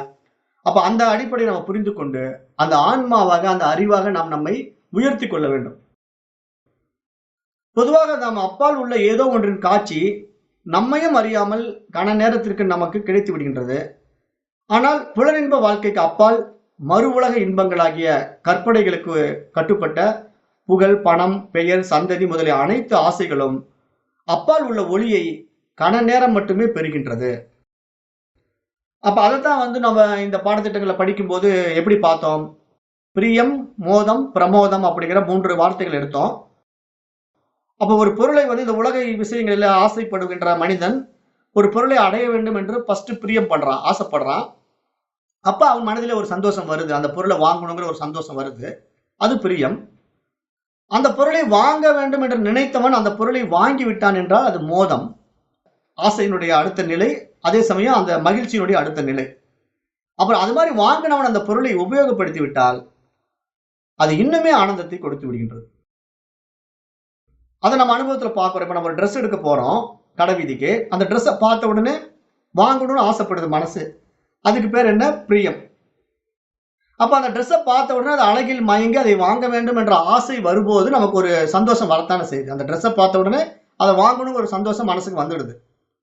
அப்போ அந்த சந்தோஷத்தை கொஞ்சம் மன மகிழ்ச்சி அடையுது அந்த ட்ரெஸ்ஸை பார்த்து. ஆனா அந்த ட்ரெஸ்ஸையே வாங்கிட்டோன்னு வைங்க, அப்ப அந்த பார்த்தப்போ இருந்த சந்தோஷம் மாதிரியே இருக்குமா வாங்கின சந்தோஷம்? இல்லையா? வாங்கின உடனே இன்னும் கூடுதலான சந்தோஷம் வந்துடும். ரெண்டுக்குள்ள வித்தியாசத்தை நீங்க அனுபவம் ஆக்கியிருப்பீங்க. பார்த்தப்ப இருந்த சந்தோஷமா அந்த பொருள் கைக்கு வந்த பிறகு இருக்கிற சந்தோஷத்துக்கு உள்ள வித்தியாசத்தை நீங்க அனுபவம் ஆக்கியிருப்பீங்க. அப்ப அந்த அனுபவத்தின்படி பிரியம் அடுத்த நிலைக்கு போகுது, மோதம் என்ற ஒரு நிலைக்கு போகுது. ஆனால் அதே ட்ரெஸ்ஸை வாங்கின சந்தோஷத்தை விட அதை போட்டுட்டா இன்னும் ஆனந்தமா இருக்குது இல்லையா? அதை கண்ணுல வாங்கி பார்க்கும்போது கிடைத்த ஒரு ஆனந்தம், அதை போட்ட பிறகு கண்ணாடி முன்னாடி போய் நிக்கிறதும், 4 பேர் கொண்டு போய் காட்டுறதும், அது அதை விட ஒரு அலாதி ஆனந்தத்தை நமக்கு கொடுக்கத்தானே செய்கிறது. அப்ப உலக விவகாரத்தில் நம்ம ஈடுபட்டு கொண்டிருக்கும் போது இந்த 3 விஷயங்கள் நம்முடைய நடைமுறை வாழ்க்கையிலே இருக்குது. பிரியம், மோதம், பிரமோதம் என்ற இந்த 3 விஷயங்களையும் நாம் நடைமுறைப்படுத்தி இந்த 3ன் வாயிலாகவும் அந்த ஆன்மாவின் ஆனந்தத்தை நாம் அனுபவம் ஆக்குகின்றோம். ஆன்மாவை அனுபவம் ஆக்கல, அனுபவம் ஆக்க முடியல அப்படின்னு சொல்லவே கூடாது. ஏன்னா ஆன்மா அனுபூதிங்கிறது ஒரு ஆனந்த நிலை. அந்த ஆனந்தம் நம்ம இடத்துல நிலையாக இல்லை, அவ்வளவுதான், வந்து போகின்றது. ஏனென்றால் நம்முடைய எண்ணங்கள் ஆசைகளுக்கு ஏற்ற மாதிரி மாறிக்கொண்டே இருப்பதனால நிலையான ஆனந்தத்தை நாம் அனுபவமாக்காமல், அனுபவம் மாறி மாறி வர்றதுனால, ஆசைகளும் மாறி மாறி நமக்கு உள்ள வந்துகிட்டே இருக்கிறதுனால அந்த நிலையான ஆனந்தத்தை நாம் தொடர் அனுபவமாக்க முடியாமல், உணர முடியாமல் இருக்கின்றோம். அப்ப நாம் அந்த இடத்துல விழித்துக் கொண்டு, அப்ப இந்த மாதிரி அற்ப விஷயங்களிலே மனம் அடைகின்ற ஆனந்தத்தை விட இந்த அற்ப விஷயங்களுக்கு அப்பாற்பட்ட நம்முடைய சுயத்தை நாம் தெரிந்து கொள்ளும் போது வருகின்ற ஆனந்தம் தான் உண்மையான ஆனந்தம், நிலையான ஆனந்தம், பேரானந்தம் என்பது நமக்கு புரிஞ்சிட்டா, அப்ப எப்பொழுதும் எந்த சூழ்நிலையிலும் எந்த வினாடியிலும் நாம் ஆனந்தமாகத்தான் இருந்து கொண்டிருப்போம். அந்த ஆனந்தத்தை யாராலும் எடுக்கவே முடியாது. ஏன்னா அது நம்முடைய சுயம். அப்ப அதைத்தான் இங்க கீதை சொல்லுது. யஸ்வாத் மரதிரேவ சியாதாத் மத்ருதச்ச மாணவகா ஆத்மன் ஏவச்ச சந்துஷ்டஸ்தஸ்ய காரியம் ந வித்தியதே. பகவத்கீதை. யார் ஆன்மாவின் மீது அன்பு செலுத்துபவனாய், அந்த ஆன்மாவை தவிர வேறொன்றும் வேண்டாதவனாய், ஆன்மாவிலேயே திருப்தி கொண்டவனாய் இருக்கின்றானோ, அவன் அடைவதற்கு இன்னும் வேற என்ன இருக்கின்றது, வேற ஆனந்தம் என்ன இருக்க முடியும் அப்படின்னு கேள்வி கேட்குது. அப்படி ஒரு அற்புதமான விஷயத்த பகவத்கீதை சொல்லுது. அப்போ நாம அங்க அந்த ஆன்மாவை பிடித்துக் கொள்ள வேண்டும். அதுதான் நிலையான ஆனந்தம், சாஸ்வதமான ஆனந்தம், சத்தியமான ஆனந்தம். மற்ற ஆனந்தங்கள் எல்லாம் ஒரு சாம்பிள் ஆனந்தம், அவ்வளவுதான். அந்த பேரானந்தத்துக்கு ஒரு சாம்பிள் இது. ஒரு ட்ரெஸ்ஸை வாங்குறதுனால நமக்கு கிடைக்கக்கூடிய ஒரு ஆனந்தம் ஆனந்தம் தான், இல்லைன்னு சொல்ல முடியாது. ஆனால் அது நிலையான ஆனந்தம் இல்லை, அது ஒரு சாம்பிள். ஆனால் எப்பொழுதும் நிலையான ஆனந்தம் நாம் அடைய வேண்டும் என்றால் அந்த ஆன்மாவை நாம் அனுபவமாக்க வேண்டும். அந்த ஆன்மாவின் மீது அன்பு செலுத்த வேண்டும். அந்த ஆன்மாவாகத்தான் நான் இருக்கின்றேன் என்பதை அனுபவமாக்கி அதிலே நாம் ஒன்றுபட வேண்டும். அதில் முழுமையாக திருப்தி கொள்ள வேண்டும். திருப்தி கொண்டவனாய் இருக்கின்றானோ அவன்தான் அந்த ஆனந்தத்தை அனுபவிக்கின்றான். அவன் செய்வதற்கு நீ என்ன இருக்கின்றதுன்னு பகவத்கீதை கேட்குது. அப்ப இந்த பாயிண்ட் நம்ம புரிஞ்சுக்கிட்டு, இப்ப நாம இந்த இனிப்பும் கசப்பும் கலந்த வாழ்க்கையிலிருந்து எப்படி விடுபடணும், அது எப்படி சாத்தியமாகும் அப்படின்னா ஆன்ம தரிசனத்தின் வாயிலாகத்தான் சாத்தியமாகும் அப்படின்னு இந்த உபனிஷத் சொல்லுது. அப்ப நாம் ஏன் அடிமை போல வேலை செய்ய வேண்டும்? மனிதன் கன நேரம் அந்த காட்சியை பெறுகின்றான், ஆனால் அதை மறந்து விடுகின்றான். எந்த காட்சியை? அந்த ஆன்ம காட்சியை, அந்த ஆன்ம அனுபூதியை. சும்மா ஒரு சன நேரம் வந்துட்டு போகுது. அந்த ட்ரெஸ் வாங்கும்போது ஒரு சந்தோஷம் வருது, அது அந்த ஆன்மாவினுடைய சந்தோஷம் தான். ஆனா அது அந்த ட்ரெஸ்ஸுனால கிடைச்சுதான் அவன் நினைக்கிறான். கிடைச்ச உடனே அந்த ட்ரெஸ்ஸை போட்டுட்டு அந்த ஆனந்தத்தை அடையிறான். அப்புறம் அந்த ட்ரெஸ்ஸு டேமேஜ் ஆகிட்டு அழுகுறான். அந்த மாதிரி ஒரு இன்ப துன்பங்கள்ல சிக்கிக்கிட்டு இருக்கிற அந்த விளையாட்டு அவன் மனதின் மூலமா தான் நடக்குதே தவிர அந்த ஆன்மாவின் மூலமா இல்லை. அப்ப இந்த இடத்துல அவன் விழித்துக்கொண்டு இதெல்லாம் மனதனுடைய விளையாட்டு, மனம்தான் இதெல்லாம் ஆசைப்படுது, அப்ப நான் எப்பயுமே சாஸ்வதமானவன் அல்லவா, என்னுடைய நிலையான ஆனந்தம் யாராலும் பறிக்க முடியாது, எடுக்க முடியாதுன்னு தெரிஞ்சுக்கிட்டா நம்ம எப்பொழுதும் அந்த ஆன்மாவின் அனுபவத்திலேயே, அனுபூதியிலேயே, ஆனந்தத்திலேயே திளைத்திருக்க முடியும். ஆனால் மனிதன் அதை தெரியாமல் மறந்து விடுகிறான் அப்படின்னு சொல்லுது இந்த மந்திரம். அப்ப வாழ்வின் இன்பம் துன்பமாகிய பழங்களை உண்கிறான். சில காலத்திற்கு பிறகு ஒருவேளை மீண்டும் அந்த ஆனந்தம் அவனுக்கு கிடைக்கின்றது. ஒரு நேரம் அந்த ஆனந்தம், இப்போ ஒரு தீபாவளியில ட்ரெஸ்ஸை வாங்கி போடுறான், சந்தோஷம் அடைகிறான்னா அடுத்த தீபாவளி வரைக்கும் ட்ரெஸ் வாங்க முடியாம இருக்கிறவங்க எல்லாம் இருக்காங்க இல்லையா? நிறைய ஏழைகள் அந்த மாதிரி இருக்காங்க. அப்ப அவங்களுக்கு தீபாவளி ஒண்ணு வந்தா தான் அதை புது ட்ரெஸ்ஸே போட முடியும். அப்படிப்பட்ட ஒரு வாழ்க்கை அவங்களுக்கு. அப்ப அவங்கள பொறுத்த வரைக்கும் ஆனந்தம் என்பது எப்ப கிடைக்குது? ஏதோ ஒரு வருஷத்துக்கு ஒரு தடவை வந்துட்டு போகுது, அவ்வளவுதான். இந்த வருஷம் தீபாவளிக்கு புது ட்ரெஸ் வாங்கி சந்தோஷமா இருந்தவங்க, பலகாரம் எல்லாம் சாப்பிட்டவங்க அடுத்த வருஷம் தீபாவளியில தான் அந்த சந்தோஷத்தை மீண்டும் அடைகின்றார்கள். மற்ற நேரங்களிலே கஷ்டப்பட்டு கொண்டே இருக்கிறார்கள். அந்த மாதிரி மனிதர்களும் இருக்கிறார்கள். அப்படிதான் இந்த மனிதன் எல்லா விஷயங்களிலும் இந்த பறவையை போல, கீழ் கிளையிலே உட்கார்ந்திருக்கின்ற பறவையை போல பழங்களை மாற்றி மாற்றி தின்று கொண்டு கசக்கிறது, இனிக்கிறது என்று சொல்லிக் கொண்டிருக்கின்றது. அது மாதிரி மனிதனும் அந்த இன்ப துன்பங்களை அனுபவித்துக் கொண்டிருக்கின்றான் அப்படின்னு சொல்லுது இந்த மந்திரம். அடிமேல் அடிபெற்ற பின்னர் அந்த கீழ் பறவை மேல் பறவையை நோக்கி மெல்ல செல்கிறது. பலமான அடி பெறுவதற்கு பேறு பெற்றிருந்தால் தனது உயிருக்கு உயிராகவும் நண்பனாகவும் இருக்கும் மேற்பறவையின் அருகில் மிக மிக அருகில் செல்கிறது. அப்ப இந்த கீழே இருக்கிற பறவை அப்படியே அந்த கசப்பையும் இனிப்பையும் மாத்தி மாத்தி சாப்பிட்டு அதுல ஒரு வேதனை அடைந்து இதுல ஒரு நிலை அல்ல அப்படின்ட்டு அடி வாங்கி வாங்கி சலிச்சு போய், சரி இன்னும் போதும், நம்ம அந்த மேல் பறவை எப்படி எல்லாம் சாப்பிடாம உட்காந்துட்டு இருக்குது, அதை கிட்ட போலாம் அப்படின்னு சொல்லி முடிவு பண்ணி இந்த கீழ் பறவை அப்படியே மெல்ல நகர்ந்து அந்த மேல் பறவையை நோக்கி பறக்க ஆரம்பிக்குது. அப்ப அந்த மேல் பறவையின் அருகில் செல்ல செல்ல மேற்பறவையிலிருந்து கிளம்புகின்ற ஒளி தனது இறகுகளையும் முழுக்காட்டி செல்வதை அது காண்கிறது. அதனை இன்னும் நெருங்க நெருங்க ஆகா மாற்றம் நடைபெற்றுக் கொண்டிருக்கின்றது என்று இந்த பறவை உணர்கின்றது. இன்னும் நெருங்கும் போது தானே கரைந்து போவது போல அது உணர்கின்றது. மெல்ல மெல்ல அது முற்றிலும் அந்த பறவையை நெருங்கி முற்றிலுமாக மறைந்து போகின்றது. அப்ப இங்க என்ன புரிந்து கொள்ளணும்? கீழே இருக்கிற பறவை மேல் பறவையை நோக்கி அப்படியே பயணம் பண்ணி மல்லமா பறக்க போக போக அந்த பறவையை நெருங்க நெருங்க அதனுடைய ஒளி பிரகாசத்துல உள்ள போய் தன்னையே கரைத்து கொண்டு இல்லாமல் போய் விடுகின்றதுன்னா இங்க என்ன புரிந்து கொள்ளணும்னா, இந்த கீழே உட்கார்ந்திருந்த பறவை உண்மையிலேயே மேல் பறவையினுடைய நிழல் தான். அப்ப அந்த நிழல் அந்த நிஜத்தோட போய் ஒன்றி விடுகிறது, அவ்வளவுதான். அப்ப உண்மையில் இந்த கீழ் பறவை வேறல்ல, மேலே அசைந்து கொண்டிருக்கும் இலைகளுக்கு இடையில் அமைதியாக கம்பீரமாக வீற்றிருக்கின்ற மேற்பறவையின் பிரதிபிம்பமே அது. அப்ப இந்த கீழே நடந்த இத்தனை விஷயங்களும், கீழ்ப்பறவை இடத்தில் காணப்பட்ட அத்தனை குணாதிசயங்களும் எல்லாம் மேற்பறவையின் மகிமையே. அப்ப அதன் மகிமையில் கலந்து இதுவும் பயமின்றி இனி இருக்கின்றது. பூரண திருப்தியும் அமைதியும் ஆனந்தமும் கம்பீரமும் அந்த கீழ்ப்பறவையும் பெற்று விடுகின்றது அப்படின்னு இந்த மந்திரம் நமக்கு சுட்டி காட்டுது. இனிப்பும் கசப்பும் அப்படிங்கிற தன்மையில. அப்போ நமக்கு இங்க என்ன புரியணும்? ஒரு 2 பறவைகள் இருக்கிறது. அதுல ஒரு பறவை நிஜம், ஒரு பறவை நிழல். அப்ப அந்த நிஜமும் நிழலும் என்ற 2 பறவைகளை நம்ம இங்க ஓமானமா எடுத்துக்கிட்டு பார்க்கும்போது, இப்ப நம்மிடத்திலேயும் அந்த 2 விஷயங்கள் இருக்கின்றன. ஜீவான்மா, பரமான்மாங்கிற மாதிரி நம்ம ஏற்றி வைத்துக் கொண்டிருக்கின்றோம். அப்ப அந்த மாதிரி நம்ம ஏற்றி வைத்துக் கொண்டிருக்கின்ற அந்த அஞ்ஞானம், அந்த அறியாமை நம்ம இடத்துல இருக்கின்ற வரைக்கும், நாம ஜீவான்மான்னு நினைச்சுக்கிட்டு இருக்கிற வரைக்கும், நாம இந்த உலக விவகாரத்தில் ஈடுபட்டு கொண்டு இனிப்பும் கசப்பும் கலந்த வாழ்க்கையை வாழ்ந்து கொண்டு இன்ப துன்பங்களை அனுபவித்துக் கொண்டு அல்லல் பட்டுக் கொண்டிருக்கின்றோம். அப்ப எப்பொழுது நமக்கு இந்த அடி விழுதோ, இந்த உலக விவகாரங்கள்ல அடி விழுதோ, பிரச்சனைகள் வருதோ, ஃபேஸ் பண்றோமோ, அப்ப நம்ம ஒரு லெவலுக்கு மேல நம்ம அடி தாங்க முடியலங்கிற ஒரு சூழ்நிலை வரும்போதுதான் ராமா கிருஷ்ணான்னு சொல்லிட்டு கதறிக்கிட்டு கோயிலுக்கு ஓடுறோம். அதுக்கு முன்னாடி சாமியை கூட நம்ம சிந்திக்கிறது இல்லை, அப்படித்தான் வாழ்றோம். அடி விழும்போது கோயிலுக்கு போறோம். அப்ப போய் கூட நம்ம என்ன சொல்றோம்? இந்த பிரச்சனையில இருந்து தீர்த்து வச்சுட்டு அப்படின்னு தான் கேட்கிறோம். அப்ப அங்க போய் அந்த பிரச்சனையில இருந்து தீர்த்து வைக்கிற அந்த வழிபாடு கூட கடைசியில என்ன ஆகுது?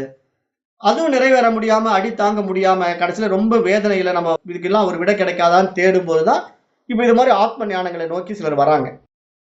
ஏன்னா எவ்வளவோ பயிற்சிகள், முயற்சிகள், பூஜைகள், புனஸ்காரங்கள் எல்லாம் பண்ணி பார்த்து ஒன்னும் அதுல திருப்தி இல்ல, மனசு அதுல திருப்தி ஆக மாட்டேங்குது, எந்த ஒரு விஷயத்திலும் நான் ஃபுல்ஃபில் ஆகல, சந்தோஷம் இல்ல, என்னென்னமோ பண்ணி பார்த்துட்டேன், திருப்பதிக்கு போய் பார்த்தேன் அங்க ஒண்ணும் நடக்கல, ஸ்ரீரங்கத்துக்கு போய் பார்த்தேன் அங்கேயும் ஒண்ணும் நடக்கல, சரி பெருமாளுக்கு சக்தி இல்லைன்னு சொல்லிட்டு நான் சிவபெருமானை மாத்தி பார்த்தேன், அப்பயும் ஒண்ணும் நடக்க மாட்டேங்குது.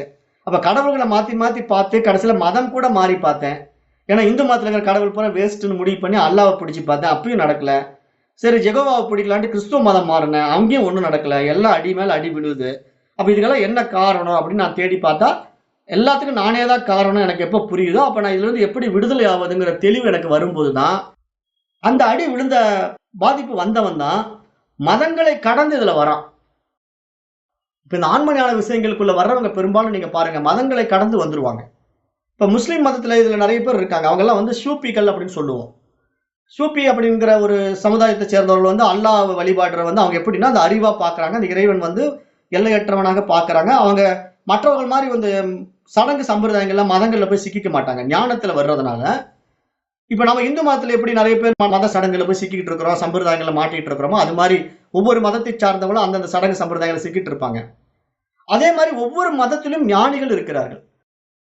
அப்ப அந்த ஞானிகள் எல்லாம் இந்த மதங்களை கடந்து வெளியே வந்துட்டுறாங்க. வெளியே வந்துட்டு இந்த உலகத்தை பார்க்கும்போது இதெல்லாம் அவங்களுக்கு ஏற்றி வைக்கப்பட்டிருக்குது, தன்னுடைய மனம் தான் இதெல்லாம் ஏற்றி வச்சுட்டு இருக்குங்கிறது தெளிவு வந்துட்டா, அப்ப தன்னுடைய உண்மை சொரூபத்தை, ஆன்மாவை உணர்ந்து கொள்ள ஆரம்பிக்கின்றார்கள். அவர்கள் தான் இந்த ஞானிகளாக மாறுகின்றார்கள். அவர்கள் மதங்களை கடந்து வருகின்றார்கள். ஆனா அப்படி வரும்போது அவர்களுக்கு பிறப்பினால் வைக்கப்பட்ட பெயர் மாற்ற முடியாதல்ல. முஸ்லீம் பெயர்ல தான் இருப்பாங்க, கிறிஸ்துவ பெயர்ல தான் இருப்பாங்க, இந்து பெயர்ல தான் இருப்பாங்க. ஆனா இங்க ஞானிகளாக வந்து விடுகின்றார்கள். அதற்கு பிறகு அவர்களுக்கு நாமமும் இல்லை, ரூபமும் இல்லை. அது மாதிரி இங்க அந்த ஆன்மாவை அறிந்து கொள்கின்ற ஆன்ம தரிசனம் நமக்கு உண்டாக வேண்டும் அப்படின்ட்டு இந்த உபனிஷத்தினுடைய இந்த 3வது மந்திரம் சொல்ல வருது. அப்போ ஆன்மாவுடன் ஒன்றுபடுத்தி கண்டால் மட்டுமே மனிதன் துயரங்களிலிருந்து விடுபட முடியும். அப்படி ஒன்றுபடுத்தி தன்னை ஆன்மாவுடன் காண வேண்டுமானால் அந்த ஆன்ம தரிசனம் அவசியம் உணரப்பட வேண்டும். அப்ப அதை பற்றி இனி வருகின்ற 7 மந்திரங்கள் ஆன்ம தரிசனம் பற்றி கூறுகின்றன அப்படின்னு இந்த உபனிஷத்து இப்ப சொல்லுது. அப்ப அந்த ஆன்ம தரிசனம் என்ன அப்படிங்கிறது இப்ப 3வது மந்திரத்திலிருந்து 7 மந்திரங்கள் வரைக்கும் பார்க்க போறோம். அப்ப இந்த 7மே ஆன்ம தரிசனம் பற்றி சொல்லுது. யதா பச்ச்யக பச்யதே ருக்மவர்ணம் கர்த்தாரமீசம் புருஷம் பிரம்மயோனிம் ததா வித்வான் புண்ணியபாபே விதூய நிரஞ்சனக பரமம் சாமியம் உபைத்தி. இங்க என்ன சொல்றதுன்னா, இந்த 3வது மந்திரம் பொன்னொழியுடன் ஒளிர்பவனும் தலைவனும் ஆள்பவனும் இறைவனுக்கான வழியாகவும் திகழ்கின்ற ஆன்மாவை எப்போது ஒருவன் உணர்கின்றானோ அப்போது அந்த மகான் புண்ணிய பாவங்களை உதறிவிட்டு துன்பமற்ற மேலான சமாதி நிலையை அடைகின்றான் அப்படின்னு இந்த மந்திரம் சுட்டி காட்டுது. 3வது மந்திரம். அப்ப இங்க இந்த மந்திரம் சொல்ல வர்ற விஷயத்துல என்ன? பொன்னொழியுடன் ஒளிர்பவனும் தலைவனும் ஆள்பவனும் அப்படின்னு இறைவனை பெருமைப்படுத்துது இந்த மந்திரம். அப்ப அந்த பொன்னொழி, அந்த பிரகாசம், ஒளி பிரகாசம், அப்புறம் ஒளிர்கின்றது, தலைவன், ஆள்பவன் அப்படின்னா இறைவனை வர்ணனை பண்ணுது. அப்படின்னா என்ன புரிந்து கொள்ளணும்னா, அந்த எல்லையற்ற ஆன்மா, அந்த எல்லையற்ற அறிவு தான் எல்லாவற்றுக்கும் ஆதாரமாக இருக்கிறது. அப்ப அது இருக்கிறதுனால தான் இங்க எல்லாமே இருக்குது. அப்ப அதை மேன்மைப்படுத்துது. அதாவது இந்த மந்திரம் மேன்மைப்படுத்தி புகழுது அந்த தலைவனை, அந்த அறிவை, அந்த ஆதார தளத்தை, அந்த அறிவு பிரகாசத்தை சாதாரண ஒளியோட கூட ஒப்பிட விரும்பல உபனிஷத்து. வேற ஒளி எந்த ஒளியோட ஒப்பிட முடியும்? ஒரு கற்பூர ஒளி அல்லது ஒரு மெழுகுவர்த்தி ஒளி அல்லது ஒரு தீப ஒளியோட ஒப்பிட்டா கூட அதுக்கு மதிப்பு குறைந்து போயிடும் ஆன்மாவுக்கு. அதனால அது என்ன பண்ணுதுன்னா, மிக உயரிய ஒளியாகிய பொன்னொழின்னு சொல்லுது. பொன்னிலிருந்து பிரகாசிக்கின்ற ஒளியை போல ஒரு பேரொளி அந்த அறிவிடத்துல இருக்கிறது அப்படின்னு சொல்லுது. அப்படிப்பட்ட ஒரு அறிவு பிரகாசம். அவன்தான் தலைவன் கூட. எல்லாவற்றையும் அறிந்து கொள்ளக்கூடிய தலைவனும் அவனாகத்தான் இருக்கின்றான். அவனே தான் அனைத்தையும் ஆள்பவனாகவும் இருக்கின்றான். அப்ப அப்படிப்பட்ட அந்த ஆன்மாவிற்கு, அந்த இறைவனுக்காக தன்னை உணர்ந்து கொள்கின்ற இந்த மனசு இருக்கு பாருங்க, அறியாமையில் இருக்கின்ற மனசு எப்பொழுது இதையெல்லாம் தெரிந்து கொண்டு தன்னுடைய தனித்துவத்தை இழந்து விடுகின்றதோ, அதான் நான் கடந்த பாடங்கள் எல்லாம் உங்களுக்கு சுட்டி காட்டினேன். இப்ப ஆன்ம அனுபூதி, ஆன்ம அனுபவம், ஆன்ம தரிசனம் அப்படிங்கிறது நமக்கு எப்போ நடக்கும் அப்படின்னா, இப்ப ஆன்மாவை பற்றி 1000 விளக்கங்கள், 1000 நூல்கள் கொடுத்து கொண்டே இருக்குது. இப்ப நாமளும் பல புத்தகங்கள் படிச்சிருக்கோம். ஆன்மாவை பத்தி டெஃபினிஷன் கேட்டோம்னா பக்கமா சொல்லலாம். ஆனா அப்படிப்பட்ட ஆன்மா விஷயங்களை அனுபவமாக்குறது தானே இங்க விஷயம். அப்ப அதுதானே நமக்கு தேவைப்படுது. இப்ப நம்ம பாடத்திட்டங்கள் ஆன்மா அனுபவம் தான் தேவைப்படுது. ஆன்மாவை பத்தி சப்ஜெக்ட் தெரிஞ்சுக்கிட்டு நம்ம எழுதுறது பெரிய விஷயமே இல்லை. அது அனுபவமா நம்ம பார்க்கணும், அனுபவமா உணரணும், அடையணும். அப்ப அந்த அனுபவம் என்பது நம்முள்ள நடக்க வேண்டிய ஒரு விஷயம். காரணம் என்னன்னா, நான் அந்த தூய அறிவாய் ஆன்மாவாய் தான் இருக்கிறேங்கிறது நமக்கு எப்ப தெரியுதோ, அது இதுவரைக்கும் தெரியாம எப்படி இருந்ததோ, அதை நம்ம புரிந்து கொள்ளும் போது, அந்த கம்பேரிசன் பண்ணி அந்த இடத்துல நம்ம பார்க்கும்போது, விசாரம் பண்ணி பார்க்கும்போது, அப்ப நான் என் மனதளவிலே இத்தனை நாட்களும் நான் மற்றவர்கள் சொன்ன புற விஷயங்களை எல்லாம் ஏற்றி வைத்துக் கொண்டு ஏமாந்து கொண்டு வாழ்ந்து கொண்டிருந்தேன். அப்ப யாரோ என்னென்னமோ விஷயங்களை எனக்கு சொல்லிக் கொடுத்தாங்க. அதெல்லாம் உண்மை என்று நம்பினேன். அப்ப அதற்கான பயிற்சி முறைகளையும், செயல்பாடுகளையும், சம்பிரதாயங்களையும், சடங்குகளையும் நான் கடைபிடித்தேன். ஆனால் அதன் வாயிலாக நான் ஒரு நாளும் அந்த பேரானந்தத்தை, அந்த முழுமையான திருப்தியை அடையவே இல்லை. அடையவும் முடியவில்லை அப்படிங்கிறத நான் உணர்ந்தேன். அப்ப அப்படி நான் உணர்ந்து கொள்ளும் போது என்னுடைய உண்மைத்தன்மை என்ன அப்படிங்கறத உபனிஷத் வாயிலாக நான் பார்க்கும் பொழுது, அந்த தூய அறிவு, ஆன்மா அப்படின்னு நம்ம வேத விஷயங்களுக்குள்ள நம்ம ஆழமாக தெரிந்து கொண்ட பிறகு, இப்ப இதற்கு முன்னாடி தவறான விஷயங்களையும் ஏற்றிக்கொண்டவன் நானே தான். அதே மனமாகிய நான் தான் ஏற்றுக்கொண்டேன். தப்பா எனக்கு சொல்லி வச்சாங்க, அதெல்லாம் நம்பினேன். எந்த அடிப்படையில? எண்ணங்களின் அடிப்படையில எனக்கு ஏற்றி வைக்கப்பட்ட அந்த எண்ணங்களை எல்லாம் உண்மை என்று நம்பிய ஒரு மனமாக, ஒரு அறியாமை நிலையில் இருந்த மனமாக, மனிதனாக நான் இருந்தேன். அப்ப நான் இது மாதிரி உபனிஷத் பாடங்களை எல்லாம் படித்தேன், ஒரு தெளிவுக்கு வந்தேன். அப்ப இந்த மாதிரி புற விஷயங்கள்ல இருக்கக்கூடிய அந்த ஈடுபாடெல்லாம் பொய்யானது, போலியானதுங்கிறது எனக்கு புரிய ஆரம்பிச்ச உடனே, அதே மனதிலே நான் ஒரு தெளிவு பெற்றேன். அப்ப எப்படி அந்த தெளிவுக்கு நான் வந்தேன்?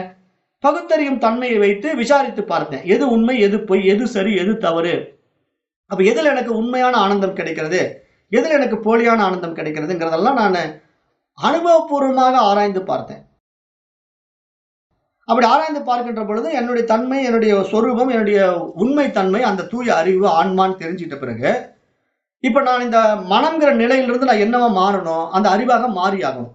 அப்ப இவ்வளவு நாள் அஜ்ஞானத்துல நான் மைண்டுன்னு குப்பையெல்லாம் ஏத்தி வச்சுக்கிட்டு இருந்த நானு, இப்ப நான் என்ன பண்றேன்? அந்த தூய அறிவை தெரிந்து கொண்ட மறு வினாடி என்னை நான் இழந்து விடுகின்றேங்கிறது தான் இங்க முக்கியமான கான்செப்டா பார்க்கணும். நான் அந்த தூய அறிவாக மாறிவிட்டேன்னு சொல்லக்கூடாது. மாறிவிட்டேனுங்கிறது இங்க ஒண்ணுமே இல்லை. அது மட்டும் தான் இருக்குது. அந்த நிழல் மட்டும் தன்னை உண்மை என்று பாவித்துக் கொண்டிருந்தது. இப்ப அந்த நிழல் நிஜத்தை பார்த்த பிறகு தன்னுடைய தனித்துவத்தை இழந்து விடுகிறது. அவ்வளவுதான். நிழலுக்கு இனிமேல் மதிப்பு இல்லை. நிஜம் தான் இருக்கிறதுனால நிழல் இருக்கு அப்படின்னு நமக்கு தெரியும். அது மாதிரி புரிந்து கொள்ளணும். இப்ப நிழலை நீக்கவே முடியாது இல்லையா? இப்ப நம்ம ரோட்ல நடந்து போயிட்டு இருக்கும்போது நிழல் வருது. அந்த நிழலை எடுத்துடலான்னு முடிவு பண்ண முடியுமா? முடியாது. நிழல் கூடவே இருந்துகிட்டே தான் இருக்கும். அது மாதிரி இங்க அறிவோடு இருந்தா மனசு கூடவே இருந்துகிட்டே தான் இருக்கும். அப்ப நீங்க என்ன புரிந்து கொள்ளணும் இந்த இடத்துல? நிழல் இருந்தா இருந்துட்டு போகுது. நான் அந்த நிழல் இல்லையே, நிஜம்தானே நான் இங்க இந்த பக்கம் இருக்கிறேன். அது என்னுடைய பிம்பம் தானே அப்படின்னு எனக்கு புரிதல் வந்துட்டா, நான் அந்த நிழலை பற்றி ஒரி பண்ணிக்குவேனா?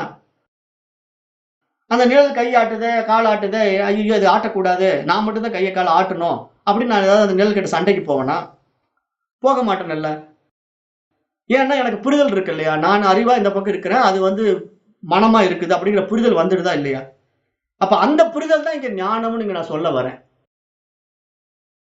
இப்ப நான் இந்த பாடத்திட்டங்கள்ல சொல்ல வர்ற விஷயம் என்ன அப்படின்னா, தன்னை அந்த தூய அறிவாக இந்த பாடத்திட்டங்கள் மூலமாக ஒருவன் புரிந்து கொள்ளுகின்ற பொழுது, தன்னுடைய மனதை இழந்து விட வேண்டும். அவ்வளவுதான். நான் அந்த அறிவு, பேரறிவு அதுதான் இங்க ரிஃப்ளெக்ட் ஆகி இந்த மைண்ட் மூலமா பிரகாசிச்சுட்டு இருக்குது. அது பிரகாசிச்சுட்டு போகுது. அதனுடைய இயல்பு அது. ஏன்னா அறிவுன்னு இருந்தா அதுக்கு மனம்னு ஒண்ணு கூட ரிஃப்ளெக்ட் ஆகும். இப்ப நான் இருந்தா எனக்கு கீழ இன்னொரு பிம்பம் இருப்பதை நான் எப்படி என்னால் நீக்கிக் கொள்ள முடியாதோ, அது போல. அத நல்லா புரிஞ்சுக்கணும். இப்ப நெறைய பேர் இந்த பாடத்திட்டங்கள்ல வந்து கன்ஃப்யூஸ் பண்றது எங்க பண்ணுவாங்கன்னா, கான்ஷியஸ்னஸ் மட்டும் தான் இருக்குது. மைண்ட் இல்ல அப்டின்ட்டு ஒரு கன்ஃப்யூஷன் பண்ணி விட்டுருவாங்க. அங்க தான் போய் நெறைய பேர் மாட்டிக்கிறாங்க. இந்த பாடத்திட்டங்கள்ல வர்றவங்க நெறைய பேர் வந்து, இந்த இருமைகளற்ற ஒருமை தன்மைக்குள்ள நான் போகணும். அதனால இவர் கான்ஷியஸ்னஸ் மட்டும் இருக்குன்னு சொன்னா ஓகே. ஆனா கூட மைண்டும் இருக்குன்னு சொல்லும்போது நான் ஏத்துக்க மாட்டேன்னு சொல்றேன்னு நெறைய பேர் விலகிர்றாங்க. ஆனா இங்க நுணுக்கமா நீங்க ஆராய்ச்சி பண்ணி பாருங்க. சிவம்னு ஒண்ணு இருந்தா, அங்க சக்தின்னு ஒண்ணு இருந்தாகணும். ஏன்னா, அந்த சத்துனுடைய அடுத்த பரிமாணம் சித்து இருக்கா இல்லையா? சத்து தானே சித்தா மாறுது. சித்தா மாறி தானே இந்த உலகத்துல இத்தனையும் படைச்சு அனுபவமாக்கி தன்னை தானே தெரிந்து கொள்ளுது.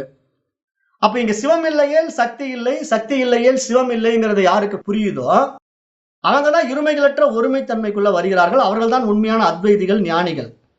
மற்றவர்கள்லாம் அத்வைதமா பேசிக்கிட்டு இருப்பாங்களே தவிர, அத்வைதம்னா என்னன்னு தெரியாது. கான்ஷியஸ்னஸ் மட்டும் தான் இருக்குதுன்னு சொன்னாங்கன்னா, அப்ப ரிஃப்ளெக்ஷன் மைண்ட் இல்லாம கான்ஷியஸ்னஸ் யார் தெரிஞ்சுக்கிறா? அப்ப என்னை நான் உணர்வது எப்படி எனக்கு சாத்தியமாகும்? சாத்தியமே இல்லையே! இப்ப நான் இருக்கிறேன்ங்கிறது எனக்கு யார் சொல்லுவா? நான் என்னை உணர்ந்து கொள்ளுகின்றேன்னாலும், அந்த உணர்வுக்கு உண்டான அந்த பிரகாசம் என்னிடத்தில வெளிப்படுவதற்கு எனக்கு அந்த மனம் இருந்தா தானே நான் அத அனுபவமாக்க முடியும். இல்லன்னா என்னை நான் இருக்கிறேன்ட்டு எப்படி நான் வெளிப்படுத்தி காட்ட முடியும்? சொல்லவே முடியாது யாரிடத்திலும். இப்ப நான் மைண்ட் இருந்தா தான் நான் இருக்கிறேன்னு எனக்கு தெரியும். அப்புறம் நீங்க வந்து நான் என்ன பத்தி சொல்லும்போது நான் கேட்கிறேன். நான் சொல்றத நீங்க கேட்கிறீங்க. நம்ம ஒருத்தருக்கு ஒருத்தர் கம்யூனிகேஷன் பண்ணிக்கிறோம். அப்ப நம்ம எல்லாமே இந்த உடம்பு, மனசு, பேரு எத்தனையோ விஷயங்கள் நம்ம ஏற்றி வைத்துக் கொண்டு ஒரு இயக்கத்தில் இருந்து கொண்டிருக்கிறோம்.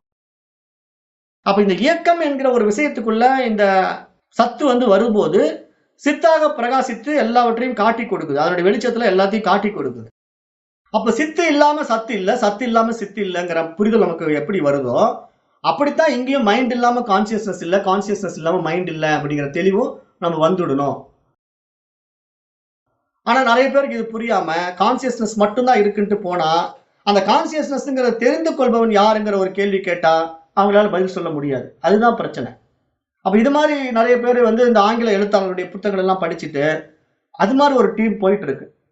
அது வந்து இப்ப நம்மகிட்டயே வேதாந்த பாடங்கள் படிச்சவங்க 4, 5 பேர்லாம் அதுல போயிட்டாங்க. ஏன்னா, அவங்கலாம் அது மாரி ஒரு குரூப்ல சேர்ந்துட்டாங்க. காரணம் என்ன? புரிதல் இல்ல. அஞ்ஞானம் தான் காரணம். பாடத்திட்டங்களுக்குள்ள வந்து படிக்கிறதுல வந்து சரியா புரிதல் இல்லாம, திருப்பி திருப்பி மைண்டினுடைய ஆசிலேஷன்ல என்ன பண்றாங்கன்னா, வெளிய போய் வேற வேற விஷயத்த தேடுறாங்க. அந்த தவறான புரிதல்ல போய் சிக்கிக்கிறாங்க. அதனால இங்க நம்ம நல்லா புரிந்து கொள்ளணும். மைண்ட் மூலமா தான் அனுபவம் நடைபெறும். மைண்ட் இல்லன்னா எந்த அனுபவம் ஆன்மாவுக்கு கிடையாது. அப்ப ஆன்ம அனுபவம், ஆன்ம அனுபூதிங்கிறது ஆன்மாவிற்கு எதுவுமே தேவையில்ல. அதுக்கு எந்த அனுபவமும் தேவை கிடையாது. அது எதுலயும் சங்கமிக்காதது. தன்னில் தானாய், தனித்துவமாய், தன்மயமாய் இருந்து கொண்டிருக்கிறது தான் ஆன்மா. அப்ப அந்த ஆன்மாவினுடைய நிலைப்பாட்டுல இங்க எதுவுமே இல்லாத ஒரு நிலையில நாம போயி அந்த தூய அறிவா உட்கார்ந்துட்டோம்னா ஒண்ணுமே தெரியாது. ஒண்ணுமே தெரியாம இருக்கிற அந்த நிலைய வந்து மற்ற மதங்கள் வந்து சூனியம்னு சொன்னாலும், நாம அறிவுன்னு சொன்னாலும், அது பிரகாசிப்பதற்கான ஒரு உபாதி இருந்தா தானே நம்ம அந்த பெருமையை தெரிந்து கொள்ள முடியும். இப்போ நீங்க என்னதான் படிச்சிருந்தாலும் புரியிற மாரி சொல்றேன். இப்ப நீங்க என்னதான் படிச்சிருந்தாலும், அந்த பட்டத்த போட்டா தானே நீங்க இவ்வளவு பெரிய படிப்பு படிச்சிருக்கீங்கன்னு உங்க தகுதிய நான் எடை போட முடியும். இல்லன்னா நீங்க ஒரு சாதாரண படிப்பறிவு இல்லாதவனுக்கும், படித்தவனுக்கும் உள்ள வித்தியாசத்த எப்படி கண்டுபிடிக்கிறது? ஒருத்தன் வந்து 1ஆம் கிளாஸ் கூட படிக்கல, கை நாட்டா இருக்கிறான். இன்னொருத்தன் நல்ல பாடத்த படிச்சுட்டு பிஹெச்டியா இருக்கிறான். 2 பேருமே வராங்க. இப்ப 2 பேர்ல யார் படித்தவர்கள் பட்டதாரி, யார் படிக்காதவர்ன்னு நீங்க ஆள பார்த்து கண்டுபிடிச்சிருவீங்களா? கண்டுபிடிக்க முடியாது. அப்ப அவருடைய பேச்சு, அவருடைய நடத்தை, அவருடைய பிஹேவியர், அவருடைய அந்த விஷயங்கள் எல்லாம் பழகும்போது உங்களுக்கு தெரிஞ்சிரும். இவர் நல்லா படிச்சிருக்காரு, நெறைய விஷயங்கள் பேசுறாரு, இவர் படிப்பறிவு இல்ல அப்படின்னு அந்த பழக்கத்தினால நீங்க கண்டுபிடிச்சிடுற மாரி, இங்க நாம உலகியல் வாழ்க்கையில ஆன்மா அனுபூதிய எப்படி அடையணும்னா, அந்த பிரகாச நிலைக்கு போய் தான் அந்த ஆன்மாவ அனுபவமாக்க முடியும். அதே நம்ம வந்து அந்த பிரகாசத்துக்கு போகாம அது ஆன்ம அனுபவம் நமக்கு அடைய முடியாது. அப்ப ஆன்மா அனுபவம் அடையாம ஆன்மாவுடைய பெருமையை, ஆன்மாவுடைய மகத்துவத்தை நம்ம எப்படி அனுபவமாக்க முடியும்? அப்ப சாதாரண ஒரு பாமரனுக்கும் பரம ஞானிக்கும் உள்ள வித்தியாசம் அப்ப என்ன? இந்த இடத்துல கம்பேரிசன் நமக்கு தேவைப்படுதுன்னு நான் சொல்றேன். இப்ப ஒருத்தன் வந்து படிக்கவே இல்ல, அவன் ஆன்ம ஞானி. ஒருத்தன் இவ்வளவு வேதங்கள் எல்லாம் படிச்சுட்டு பிரம்மனிஷ்டனா இருக்கிறான், ஸ்தோத்திரன் பிரம்மனிஷ்டனா இருக்கிறான், அவனும் ஆன்ம ஞானி. 2 பேருக்கு என்ன வித்தியாசம்?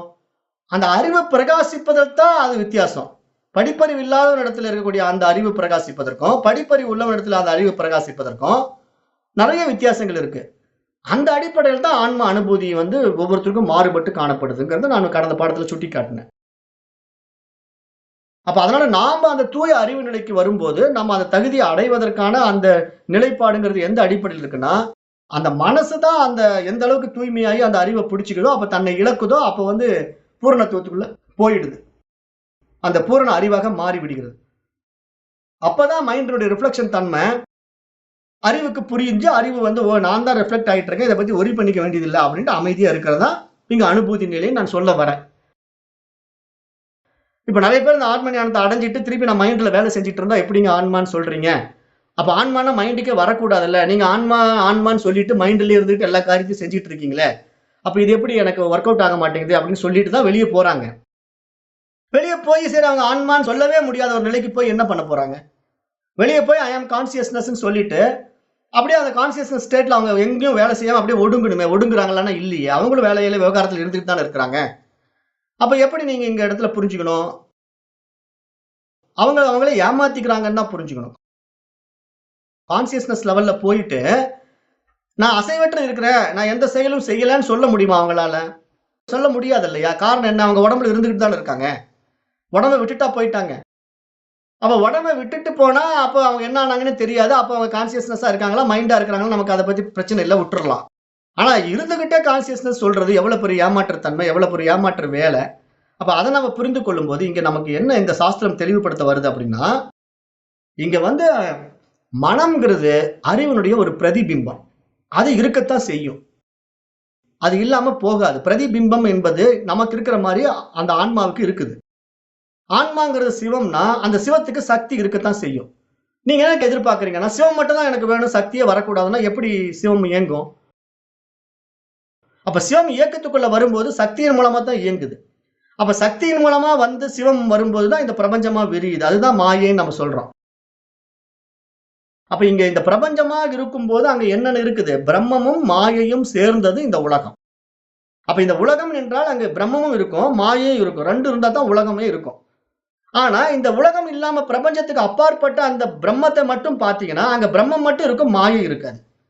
அப்ப பிரம்மானுபவம், பிரம்ம நிலைங்கிறது மாயை இல்லாம நீங்க பிரம்ம அனுபவத்தை அடைய முடியாது. அப்ப மாயைக்குள்ள வரும்போது தான் பிரம்ம அனுபவம் உண்டாகும். அப்ப மாயை என்பது என்னன்னு இங்க மைண்ட் தான் மாயை. அப்ப மனசுக்குள்ள வரும்போது தான் ஏன் மைண்ட வந்து மாயைன்னு சொல்றோம்னா, இந்த மனம் ஏற்படுத்திக் கொண்டிருக்கின்ற அத்தனை விஷயம் கற்பிதம் தான். இது எதுவும் உண்மை கிடையாது. மனசு ஏத்தி வச்சுக்கிட்டு இருக்கு இதெல்லாம். அப்ப இதெல்லாம் சாஸ்வதம் நம்புது, சத்தியம் நம்புது. அந்த நம்பிக்கையின் அடிப்படையில இது இயங்கிட்டு இருக்குது. அது ஒரு சந்தோஷத்துக்காக அந்த காரியத்தை செஞ்சுட்டு இருக்கு மைண்ட். அதனுடைய ஆசைகள்ல அது அனுபவமாக்குது. இதையெல்லாம் அறிவு பார்த்துக்கிட்டு தான் இருக்கும். அறிவு சாட்சியா இதெல்லாம் பார்த்துட்டு இருக்கும். ஏன்னா அதுக்கு தெரியும். என்னுடைய நிழல் தான் இந்த மாதிரிலாம் ஆடுது அப்படின்னு அதுக்கு தெரியும். அதுக்கு தெளிந்த ஞானம் இருக்கிறதுனால அறிவு வந்து அதை சட்டை பண்ணாது. அதை ஒரு பொருட்டா எடுத்துக்காது. ஆனா இந்த மைண்டே தான் என்ன பண்ணுதுன்னா, அதை ஒரு பொருட்டாவும் எடுத்துக்குது. அப்புறம் நான் ஞானி ஆயிட்டேன்னு சொல்லி தன்னை ஏமாத்திக்குது. அப்ப இதுதான் மைண்டினுடைய பிளே. இந்த இடத்துல மைண்டினுடைய பிளேவை நம்ம நல்லா புரிஞ்சுக்கிட்டோம் அப்படின்னா, இப்ப இந்த ஆத்ம ஞான பாடத்துல நம்ம எப்படி இருக்கணும்? ஆன்ம அனுபூதி, ஆன்மாவை பற்றிய ஒரு அனுபவம், ஆன்ம தரிசனம் அப்படிங்கிற விஷயத்தை தான் இந்த பாடல்களெல்லாம் பேச போகுது. இந்த 7 பாடல்களும். அதுல முதல் பாடல்களே நம்ம இவ்வளவு விஷயம் உங்களுக்கு சொல்ல வேண்டியிருக்குது. ஏன்னா இப்ப இந்த அளவுக்கு இந்த ஆன்மா அனுபவம் என்பது மனதிற்கு ஒரு புரிதல், மனதிற்கு ஒரு தகுதி, ஒரு தன்மை வந்து விட்டா மட்டும்தான், மேல்நிலையை நோக்கி அந்த மனசு லிஃப்ட் ஆகி உயர்ந்து விட்டா மட்டும்தான் அந்த ஆன்ம அனுபூதியை அதை அடையாளமாக்கி அனுபவமாக்க முடியும். இல்லைன்னா மைண்ட்லயே இருந்துட்டு நிழல்ல உண்மை நம்பிக்கிட்டு அதை சண்டை போட்டுக்கிட்டே உட்காந்துருக்கும். ஒரு அஞ்ஞானிக்கும் ஞானிக்கும் உள்ள வித்தியாசம் என்ன? அஞ்ஞானி என்ன பண்ணுவான்னா தன்னுடைய நிழலை பார்த்து நிழல் கிட்ட சண்டை போட்டுட்டு இருப்பான். அப்புறம் நிழலை பிடிக்கிறதுக்கு ஓடுவான். இவன் ஓடிக்கிட்டே இருப்பான், நிழலை பிடிக்கவே முடியாது. காலம்புற ஓடிக்கிட்டே இருக்க வேண்டியதான். நிழலை என்னைக்காவது பிடிக்க முடியுமா? பிடிக்கவே முடியாது. அப்படித்தான் நிறைய பேர் அஞ்ஞானிகள்லாம் ஓடிக்கொண்டிருக்கிறார்கள். நிழலை நிஜம் என்று நம்பி ஓடிக்கொண்டிருக்கின்றார்கள். ஆனா ஞானிக்கு அது நிழல்னு தெரிஞ்ச அவன் தன்னுடைய உண்மை சொரூபத்தை திரும்பி பார்க்கிறான். ஓ! நான் இங்க இருக்கிறேன். அது என்னுடைய நிழல் தானா? அப்ப நான் நிழல பத்தி கவலைப்பட வேண்டாம். நான் இருக்கிறதுனால அது இருக்குது. இருந்துட்டு போகுது. அது ஆசைக்கு என்னவாங்க? நான் இப்படி நிக்கும்போது அது எங்கேயோ பட்டு இழுச்சுக்கிட்டு போகும். அந்த நிழலுடைய பிம்பம் ஒரு பக்கம் கம்பத்துல பட்டு, ஒரு செவுத்துல பட்டு, ஒரு எல் மாரி பெண்ட் ஆயி நிக்கும். உடனே இவன் ஐயய்ய! என்னுடைய உடம்பு பெண்ட் ஆயிடுச்சான்னு தன் உடம்ப பார்த்து கவலைப்படுவானா? நிழல் என்றால் அது எப்படி வேணா இருக்கும். மாறி மாறி வரும். கண்டபடி திரியும். கண்டபடி மாறும். அத பத்தி எனக்கு கவலை இல்ல. எனக்கு தெளிவா தெரியுது அது நிழல்ன்ட்டுன்னு இவன் தெளிவா இருக்கிறவன் தான் ஞானி. அப்ப அது மாரி இங்க பிரம்ம ஞானிகள், பிரம்ம நிஷ்டர்கள் என்ன பண்றாங்கன்னா, இந்த உலகம், இந்த உடல், ஒட்டுமொத்த பிரபஞ்சமே நிழல் என்பதாக பார்க்கிறார்கள். இது அந்த அறிவின் நிழலாக இருக்கிறதுனால, அது அதனுடைய போக்குல இருக்கத்தான் செய்யும். இருந்துட்டு போகுது. அதனால் நான் பாதிப்படைய மாட்டேன். நான் அந்த தூய அறிவாக இருக்கின்றேன். அப்படிங்கிற தெளிவுல ஆனந்தமாக இருக்கிறவன் தான் இங்க ஞானியிலேயே ரொம்ப சிறந்தவன் அப்படின்னு சாஸ்திரம் சொல்லுது. அது 4வது பாடல்ல சொல்லுது. பிராணோ ஹேஷயः சர்வ பூதைர் விபாதி. விஜானன் வித்வான் பவத்தே நாதிவாதி. ஆத்ம கிரீட ஆத்மரதிஹி கிரியாவான் ஏச பிரம்மவிதாம் வரிஷ்டஹா. இப்ப இந்த 4வது மந்திரம் என்ன சொல்லுதுன்னா, எல்லா உயிர்களிலும் செயல்படுவது பிராணனே என்பதை உணர்பவன் தேவையற்றவற்றை பேசுவதில்லை. ஆன்மாவில் களிப்பவனாக, ஆன்மாவில் இன்பம் காண்பவனாக அவன் எப்பொழுதும் ஆனந்தத்தில் திளைத்திருக்கின்றான். ஆன்ம ஞானியரில் சிறந்தவன் அவனே அப்படின்னு சொல்லி இந்த 4வது மந்திரம் சுட்டிக்காட்டுது. அப்ப ஏன் இந்த இடத்துல இது பிராணனே என்பதை உணர்பவன் அப்படிங்கிற ஒரு வார்த்தை சொல்லுது அப்படின்னா, இப்ப ஒரு திரை உள்ளது. அதாவது ஒரு சினிமா தியேட்டருக்கு போறோம். அங்க ஒரு ஸ்கிரீன், ஒயிட் ஸ்கிரீன் பார்க்கிறோம். இப்ப திரைப்படம் அதில் அசைகிறது. அதுல ஒரு படத்தை ஓட்டுறாங்க ப்ரொஜெக்டர் மூலமா. அந்த படம் அதுல டான்ஸ் ஆடுது, ஃபைட் பண்ணுது. அதுல எல்லா விதமான சீன்களையும் நம்ம பார்க்கிறோம். அப்ப இந்த மாதிரி நம்ம ஒவ்வொரு விஷயத்தையும் உற்று கவனிச்சோம்னா, அந்த திரையை அதிஷ்டானமா வச்சுக்கிட்டு அந்த திரையில படங்கள் ஓடுது. அதுல தண்டவாளம் உள்ளது. அந்த ரயில் அதன் மேல் ஓடுகிறது. ஒரு தண்டவாளம் இருக்குதுன்னா, அந்த தண்டவாளத்தின் மீது ட்ரெயின் ஓடுது. அப்ப இந்த மாதிரி நம்ம ஒவ்வொன்றையும் பார்க்கும்போது, ஒன்று அசையாமல் சாட்சியாக நிற்கின்றது. மற்றொன்று அதன் மீது செயல்பட்டு கொண்டிருக்கின்றது. அப்ப இது மாதிரி தான் இந்த உலகத்தினுடைய இயக்கம் இவ்வாறு நிகழ்ந்து கொண்டிருக்கின்றது. அப்ப இங்க நம்ம என்ன புரிஞ்சுக்கணும்? அறிவின் அதிஷ்டானத்திலே இங்க மனசு அசைந்து கொண்டிருக்கின்றது. அறிவு அசைவது கிடையாது. அப்ப இங்க அதிஷ்டானம் என்பது ரயில் தண்டவாளத்துல அசையாம 2 பக்கம் தண்டவாளம் நிக்குது ரயில். அதன் மேல ட்ரெயின் போகுது. ஆனா ட்ரெயின் அசைஞ்சுக்கிட்டு தான் போகும். ஆனா தண்டவாளம் அசையாம கீழ அப்படியே இருக்குது. அப்ப ஒரு அசையாத பொருளின் அடித்தளத்தில் தான் அசைகின்ற பொருள்கள் ஏற்றி வைக்கப்படுகின்றன. அது மாதிரி ஒரு சினிமா தியேட்டர்ல ஒரு திரை இருக்கின்றது. அசையாத திரை இருக்கின்றது. அந்த அசையாத திரையின் மீது திரைப்படம் நிறைய அசைகின்ற சீன்கள் வெளிப்பட்டுக் கொண்டிருக்கின்றன.